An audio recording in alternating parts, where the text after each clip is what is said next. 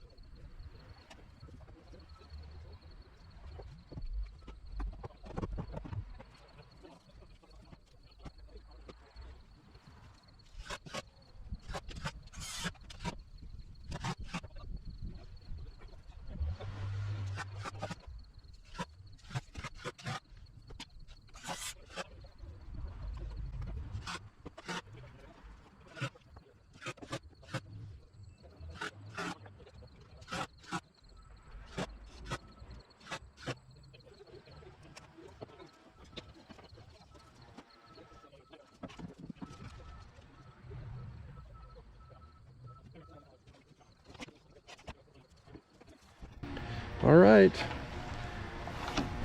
we're getting a little bit closer here.